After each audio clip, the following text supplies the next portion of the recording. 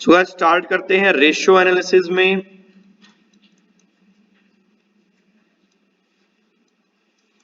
जो हमारा previous lecture था उसमें हमने बात करी थी लिक्विडिटी रेशियो के बारे में। जो कल उसमें हमने लिक्विडिटी रेशियो या शॉर्ट टर्म सोल्वेंसी रेशियो के बारे में हमने बात करी थी, और बेसिकली हमने दो रेशियोज के बारे में जाना था, current ratio and quick ratio. Current ratio जहां हमें बताता है कंपनी की वर्किंग कैपिटल मैनेजमेंट के बारे में। करंट रेशियो को यूज करते सबसे ज्यादा क्रेडिटर्स, क्योंकि वो ये देखना चाहते हैं कि अगर हम किसी को उधार में सामान बेच देंगे तो इसकी रीपेमेंट की कैपेसिटी कितनी है। और क्विक रेशियो क्या होता है प्यारे दोस्तों? क्विक रेशियो होता है कि आपके पास जो आपके शॉर्ट टर्म क्रेडिटर्स हैं उनको देने के लिए पैसा कितना है, ये क्विक रेशियो होते हैं। आगे आज की क्लास में हम बात करेंगे सोल्वेंसी रेशियो के बारे में।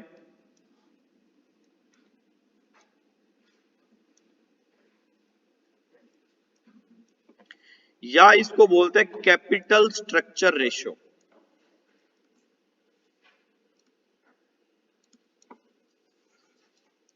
देखिए वैसे तो कैपिटल स्ट्रक्चर को आप लोग पढ़ेंगे जब नेक्स्ट ईयर में आप फाइनेंशियल मैनेजमेंट पढ़ेंगे, तब आप कैपिटल स्ट्रक्चर के बारे में पढ़ेंगे, लेकिन फिर भी इसका एक बेसिक इंट्रोडक्शन मैं आपको दे देता हूं।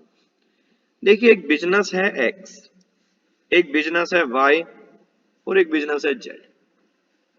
एक्स में क्या है कि एक्स बिजनेस को शुरू करने में 10 लाख रुपए की जरूरत पड़ी। 10 लाख में से 9 लाख रुपए एक्स का मालिक खुद से लाया और 1 लाख रुपए एक्स के मालिक ने क्या करा, उधार में ले लिए, यानी कि बाहर से पैसा ले लिया। तो ये खुद का पैसा हो गया, ओन फंड, ठीक है ना। और ये हो गया डेट, यानी उधार, यानी कि कर्जा। वाई के बिजनेस ने क्या करा, 1 लाख रुपए तो डाले खुद के और 9 लाख रुपए ले लिए उधार में। और जेड ने क्या करा, 5 लाख डाले खुद के और 5 लाख ले लिए उधार में।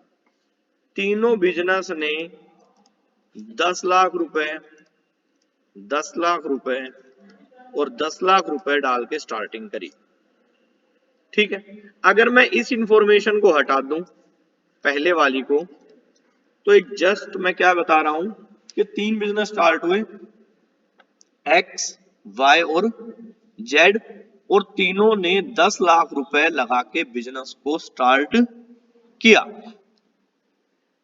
इन तीनों बिजनेस में क्या कुछ अंतर है?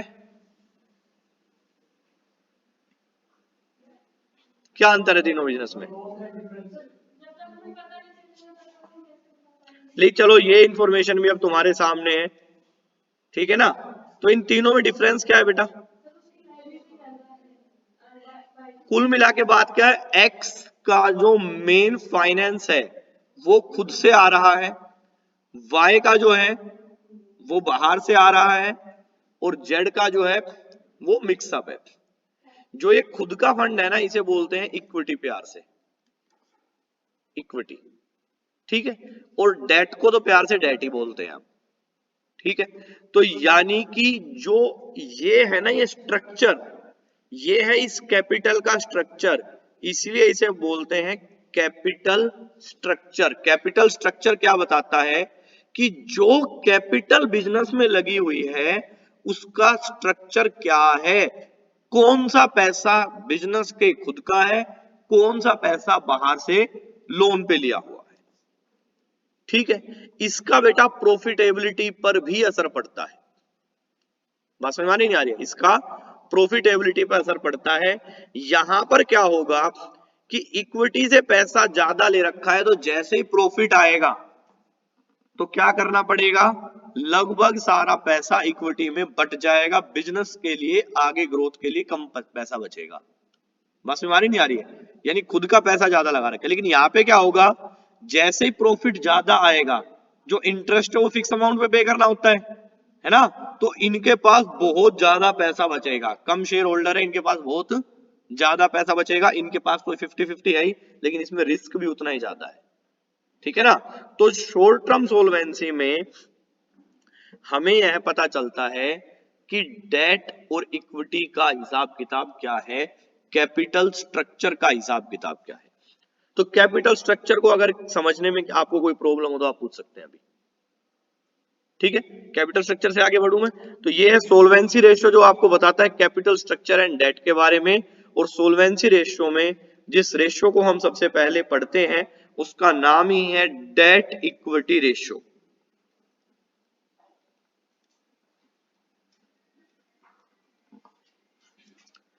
डेट इक्विटी रेशियो, ठीक है बेटा। डेट की मैं जब भी बात करूंगा तो आप अंडर इसे समझ लेना लॉन्ग टर्म डेट, है ना, इसमें लॉन्ग टर्म डेट शामिल है, शॉर्ट टर्म डेट शामिल नहीं है।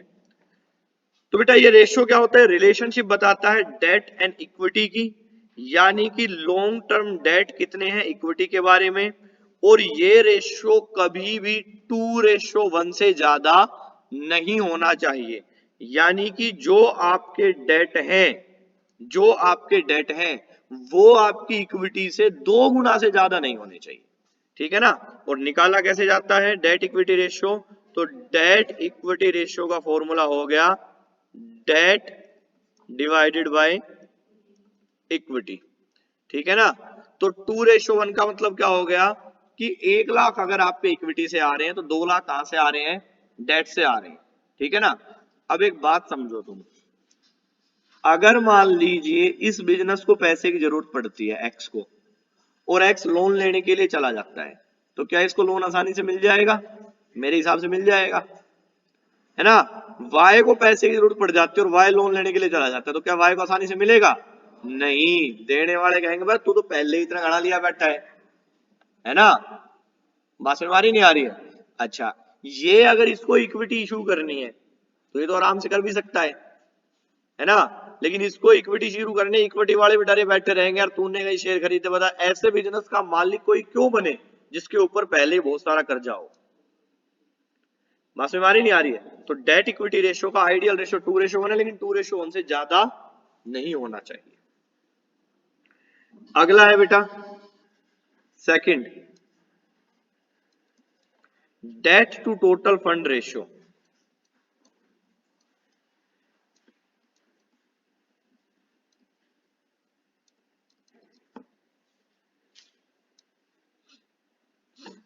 ठीक है, ये आपको बताता है कि टोटल फंड में लॉन्ग टर्म डेट का हिस्सा कितना है, ठीक है। यानी कि अगर आपने 1 रुपया लिया हुआ है तो उस 1 रुपए में से कितना डेट है ना। देखो लॉन्ग टर्म फाइनेंस के दो ही सोर्स हो सकते हैं, या तो आप खुद से पैसा लाओ या आप बाहर से लाओ पैसा। भाई एक बिजनेस में आपको 5 साल के लिए लॉन्ग टर्म फाइनेंस चाहिए, या तो खुद का पैसा यानी इक्विटी, और या फिर बाहर का पैसा यानी कि लोन, ये दोनों ही मिलते हैं ना। तो ये हमें बता रहा है कि जो टोटल फंड आया है उसमें से डेट का हिस्सा कितना है। तो रेशियो कैसे निकलता है, रेशियो निकलता है लॉन्ग टर्म डेट, और लॉन्ग टर्म डेट को प्यार से हम डेट ही बोल सकते हैं क्योंकि दोनों एक ही बात है ना। Long term date divided by total fund,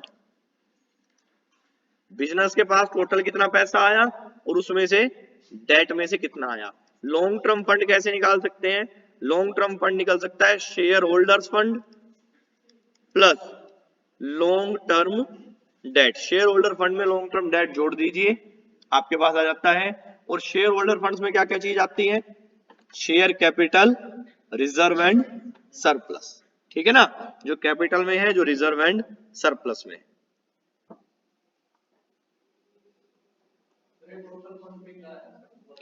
total fund मतलब बिजनेस में टोटल पैसा शेयर और डेट से कितना आया है, कितना शेयर होल्डर फंड है, कितना इक्विटी वालों का है, कितना आउटसाइडर है, वही टोटल फंड होता है।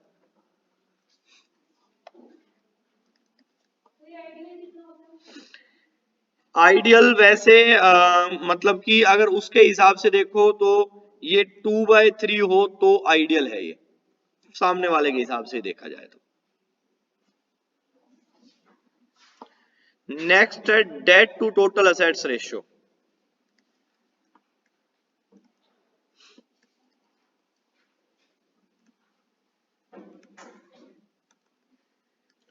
देखिए नाम से ही पता चल रहा है डेट टू टोटल असेट्स, यानी कुल संपत्ति जितनी है उसमें से डेट का हिस्सा कितना बन सकता है, ठीक है ना।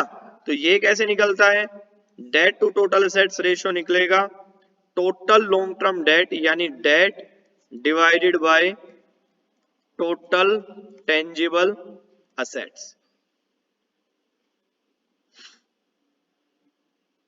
ठीक है।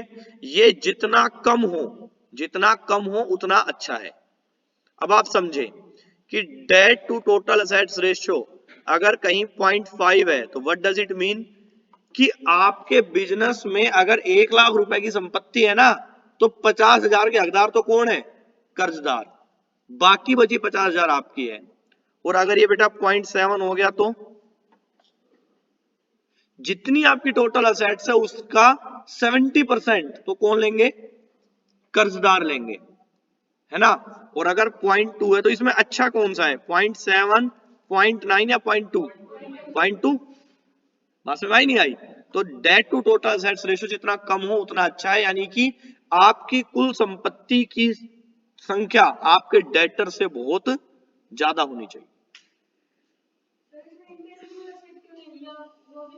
बेटा इंटेंजिबल असेट्स क्या होती है, झटके में जीरो बन जाती है, ठीक है। नहीं, पेटेंट की वैल्यू ज्यादा होती है लेकिन पेटेंट को मेटेरियलाइज्ड करना, लिक्विड फॉर्म में बदलना बहुत मुश्किल है, ठीक है। बात समझ में नहीं आ रही है, यानी कि मेरे पास कोई एक पेटेंट है, लेट्स सपोज आज उसकी वैल्यू बहुत ज्यादा है, कल को गवर्नमेंट कहते हैं ये पेटेंट लोगों की, ये एक सीसीआई होता है कंपटीशन कमीशन ऑफ इंडिया जो मोनोपोली को होने से रोकता है, ठीक है ना। वो चार कंपटीशन कमीशन ऑफ इंडिया का मेन मोटिव ये होता है कि कोई कंपनी ये ना कर पाए कि वो अपनी मोनोपोली क्रिएट कर ले।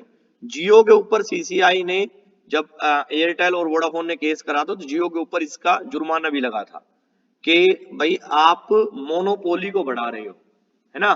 तो सीसीआई कई बार ये कर सकते हैं, मान लीजिए आपने एक ऐसी टेक्नोलॉजी बनाई, एक ऐसी चीज आपने बनाई जिससे लोगों का हित जुड़ा हुआ है काफी ज्यादा, ठीक है।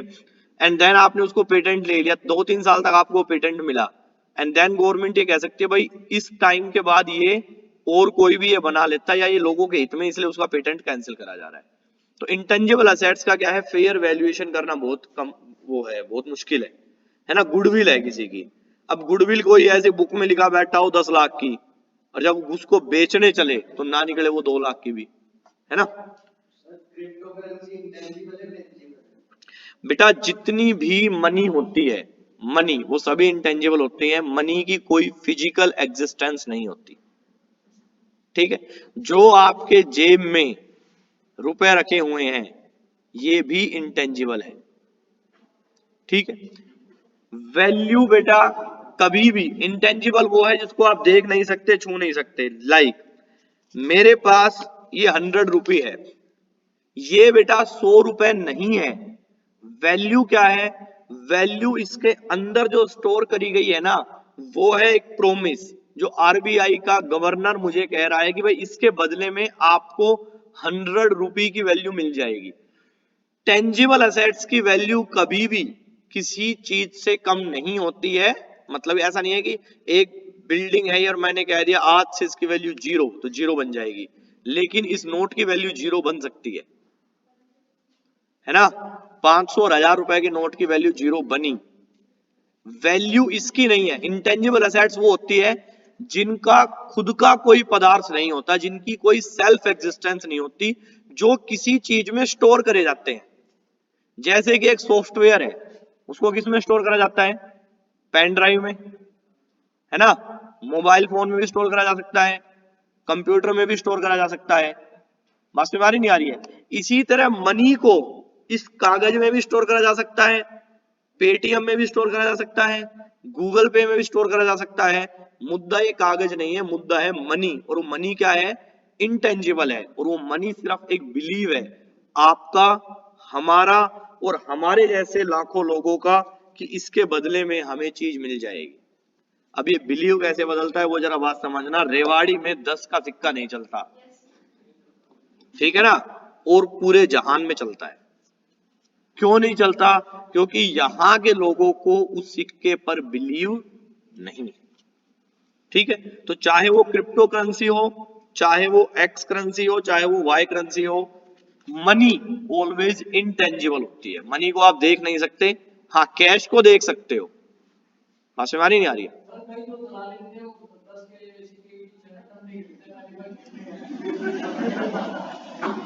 वो बेटा लोगों को वहम है, सारी दुनिया में ढूंढो, वहम की दवा नहीं है ना। अब वहम की कोई दवाई है नहीं, तो इसलिए ये है।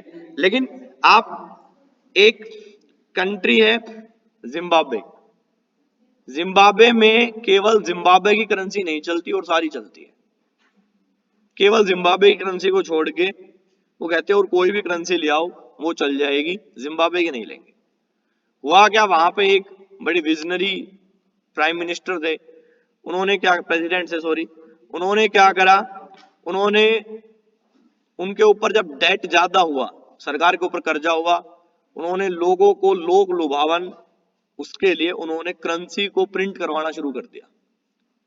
करेंसी प्रिंटिंग होती है, लेकिन करेंसी प्रिंटिंग होती है, मनी कभी भी आरबीआई क्रिएट नहीं कर सकता, ठीक है। मनी क्रिएट करते हैं कमर्शियल बैंक, आरबीआई केवल करेंसी छाप सकता है लेकिन मनी को क्रिएट नहीं कर सकता। मनी कमर्शियल बैंक क्रिएट करते हैं। ध्यान करो, आप लोगों ने अगर 12th में इकोनॉमिक्स पढ़ी हो तो उसमें होता है credit creation bye commercial banks, money creation bye commercial banks. Economics में हम पढ़ाएंगे आपको कैसे पैसा बनता है। तो उन्होंने क्या करा, उन्होंने पैसे छापने शुरू कर दिए, और हुआ क्या, हुआ ये कि लोगों के पास पैसे ही पैसे हो गए, पैसे ही पैसे हो गए। इन्फ्लेशन इतनी ज्यादा बढ़ने लगी कि एक अगर आपको मिल्क का पैकेट लेना है तो भी बहुत सारे पैसे लेके जाने पड़ते। बाद में करेंसी कोलैप्स कर गई और जिम्बाब्वे के लोगों ने कह दिया भाई ये तो कचरा है, इसको तो रख दो साइड में, कोई और ढंग की करेंसी हो तो ले आओ। क्योंकि करेंसी केवल और केवल तभी चल सकती है जब उसकी सप्लाई लिमिटेड हो। इस पूरे जहान में केवल उन्हीं चीजों की कीमत है जिसकी संख्या कम है, ठीक है। आप डायमंड और वाटर में बताइए ज्यादा काम की चीज क्या है, हीरा या पानी? और कीमत किसकी ज्यादा है ना? तो क्योंकि जो चीज जितनी कम है उसकी वैल्यू उतनी ही ज्यादा होगी। बिटकॉइंस जब लॉन्च करे गए तो बिटकॉइंस की जो कीमत बढ़ी, उसके पीछे सबसे बड़ा रीजन ये है कि बिटकॉइंस की जो सप्लाई है वो जब इशू करा गया तभी वो रिस्ट्रिक्टेड कर दी गई कि इतने बिटकॉइंस मैक्सिमम इशू हो सकते हैं। दैट्स व्हाई बिटकॉइन की वैल्यू बढ़ी। मैं सौरांजलि स्कूल में पढ़ाता था 2014 के आसपास, तो उस टाइम मैं जस्ट बच्चों को क्रिप्टो करेंसी के बारे में बताता था। तो मैंने जब बताया था तो उस टाइम एक बिटकॉइन 600-700 रुपए के आसपास का होता था। और मैं उसके बाद सूरत स्कूल में जब पहुंचा, जब एक बिटकॉइन 80-90 हजार के आसपास पहुंच गया था। एंड देन जब हम केएलपी कॉलेज में, फिर उसके बाद मैं गया, देन उस टाइम 2-3 साल के बाद 2.5-3 लाख से ऊपर बिटकॉइन चला गया था। तो वो क्योंकि उसकी सप्लाई लिमिटेड थी और बिटकॉइंस की वैल्यू सबसे ज्यादा बढ़ाई। एक वायरस अटैक हुआ था जिसके बाद जो अटैकर्स हैकर्स थे उन्होंने बिटकॉइंस में मांगी थी जो फिरौती है, तो देन गवर्नमेंट ने पे करी, एक दो सरकारों ने, उसके बाद उसकी वैल्यू ज्यादा बढ़ गई।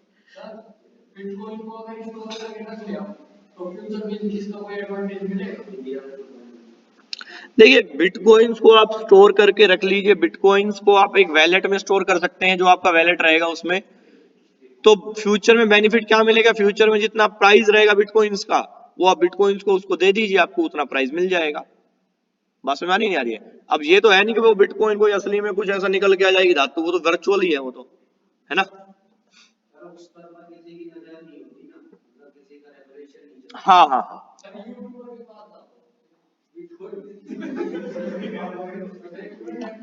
यस, नेक्स्ट देखेंगे बेटा प्रोप्राइटरी रेशियो।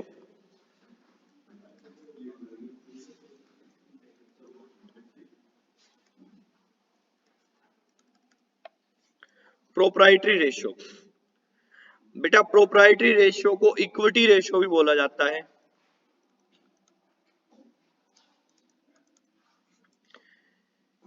इसका मतलब ये हो गया कि टोटल जितनी असेट्स है या टोटल जितनी संपत्ति है उस पे मालिकों का हक कितना है।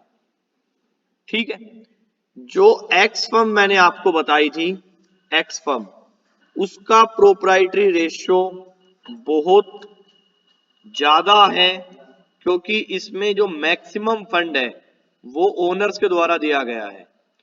और जो वाई फर्म है उसका प्रोप्राइटरी रेशियो बहुत कम मिलेगा, क्योंकि मैक्सिमम जो फंड है वो बाहर से आया हुआ है।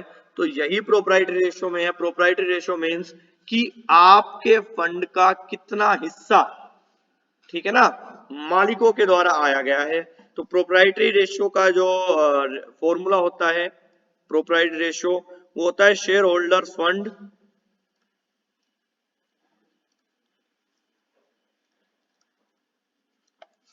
Divided by total tangible assets. ठीक है, या इसको हम ऐसे में निकाल सकते हैं, share holders fund divided by total fund. Total fund में क्या हो गया, एक तो share holder fund plus long term debt, यानी कि टोटल फंड में से मालिकों का पैसा कितना है, जस्ट रिवर्स हो गया। देखो, प्रोप्राइटरी रेशियो आप डेट रेशियो से भी निकाल सकते हो, उसको वन में से लेस कर दो। मैंने आपको यहां पे बताया debt to total assets ratio. मैंने कहा अगर मान लीजिए debt to total assets ratio 0.5 है या 0.7 है, तो इसका मतलब 0.3 किसका है, इक्विटी का। दो ही तो पार्टी हो गई, या तो इक्विटी या डेट। तो 0.7 अगर डेट ने दिया है तो 0.3 किसका है, इक्विटी का। और 0.2 अगर यहां से है तो 0.8 क्या है, इक्विटी का। यानी वो क्या बन जाता है, प्रोप्राइटरी रेशियो। देखिए, जब भी हम रेशियो एनालिसिस करते हैं तो हम प्रोप्राइटरी रेशियो को अक्सर देखते हैं कि कितना खुद के पास है, डेट का पोर्शन कितना कम है। जर्नल लेमन सेंस में समझी जाती है कि डेट अगर ज्यादा ना हो तो बढ़िया है, कंपनी के डूबने के आसार कम है। ठीक है ना, डेट ज्यादा नहीं होना चाहिए, यानी कि प्रोप्राइटरी रेशियो क्या होना चाहिए, ज्यादा होना चाहिए। ज्यादा होगा तो अच्छा होगा। ठीक है, आगे हम कुछ रेशियोज और हैं, capital gearing ratio, interest coverage ratio, उनके बारे में आज डिस्कस कर लेते हैं फटाफट फटाफट। अगला है बेटा fix assets to long term fund ratio. Not so important, बहुत ज्यादा इंपॉर्टेंट नहीं है। निकाला जाता है net fix assets divided by long term fund. इसको हम यही बोलते हैं कैपिटल एम्प्लॉयड।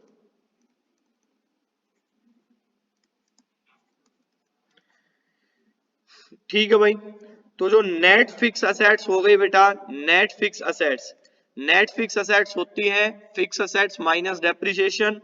और जो कैपिटल एम्प्लॉयड है वो है fix assets plus current assets minus current liabilities. ठीक है, यानी कि असेट्स में से करंट लाइबिलिटीज को आप लेस कर दीजिए, या वरना shareholder fund plus long term debt minus outside investment. तो ये है fix assets to long term ratio. अगला है बेटा capital gearing ratio.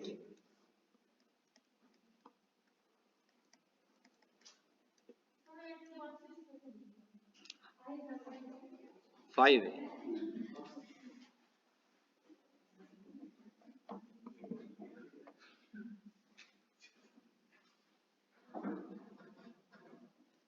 Capital bearing ratio,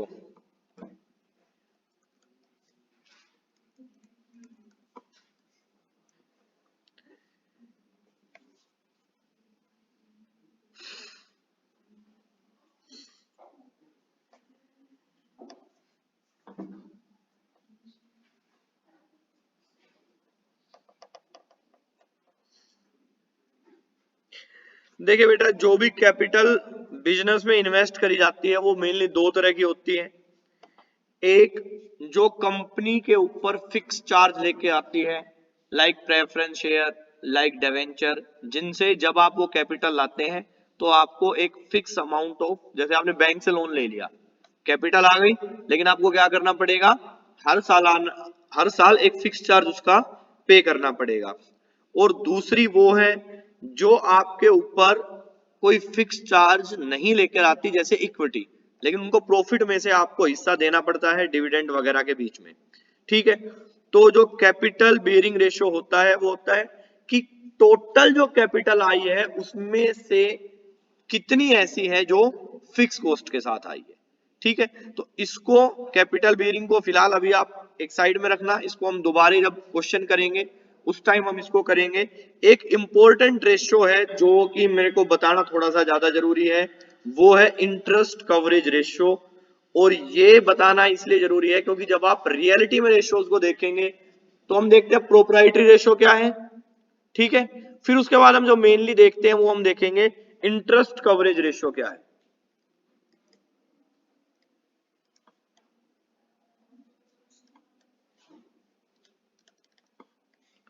interest coverage ratio, interest coverage ratio just ये है कि क्या आप ब्याज दे पाएंगे या नहीं दे पाएंगे। देखिए, जब आपको कोई ब्याज की इंस्टॉलमेंट देने के लिए भी लोन लेना पड़ जाए ना, तो समझ लो कि हालात बहुत खराब है। ठीक है, किसने बोला पाकिस्तान? जस्ट वही पाकिस्तान वाली हालात है इसका मतलब। ठीक है, पाकिस्तान के साथ कुछ ऐसे ही हालात चल रहे हैं कि उन्होंने इतना लोन ले लिया कि अब जब उसकी इंस्टॉलमेंट पे होने की बारी आती है तो दोबारा फिर लोन लेना पड़ जाता है। तो जब भी कोई आपको लोन देता है तो वो देखता है इसका इंटरेस्ट कवरेज रेशियो क्या है, यानी कि कितना तो इसका प्रॉफिट है और कितना इसको इंटरेस्ट पे करना है। ठीक है, यानी प्रॉफिट कितना ज्यादा है इंटरेस्ट चार्ज से, तो इसको बोलते हैं बेटा EBIT, earning before interest and tax divided by fixed interest charges, के फिक्स्ड इंटरेस्ट चार्जेस कितने हैं। ठीक है बेटा, कुछ और रेशियोज हैं सोल्वेंसी के, उनको हम डिस्कस करेंगे जब हम कुछ क्वेश्चंस करेंगे उनके साथ हम उसको डिस्कस करेंगे कैसे हम सोल्वेंसी के रेशियो को हम आगे करते हैं। कुछ एक्टिविटी रेशियोज हैं, थोड़ा सा थ्योरेटिकल पार्ट है, ये आपको बोरिंग लग रहा होगा, थोड़ा है भी बोरिंग सा। और देन ये नॉन कॉमर्स वाले बच्चों के लिए थोड़ा ये भी हो जाता है, इतने सारे रेशियोज हैं कैसे याद होंगे, किस तरह से लर्न करने पड़ेंगे। बेटा लर्न कुछ नहीं करना पड़ेगा, जस्ट उस रेशियो का आपको नाम से उसका रेशियो पता चल जाएगा। न्यूमेरिकल सोल्व करने में जरा सी थोड़ी प्रॉब्लम आ सकती है, लेकिन एनालिसिस के पॉइंट ऑफ व्यू से आपको इसमें प्रॉब्लम हम नहीं आने देंगे। कल का इसका और लेक्चर थ्योरी में जाएगा, उसके बाद हम इसके प्रैक्टिकल पार्ट में लेके चलेंगे आपको कि एक्चुअली में जब किसी वेबसाइट से हम रेशियोज को देखते हैं तो हम उनको कैसे एनालिसिस करते हैं। ठीक है, तो एएफएम के लिए आज के लिए इतना ही था। इसमें कोई कंफ्यूजन हो, डाउट हो तो आप मुझसे पूछ सकते हैं।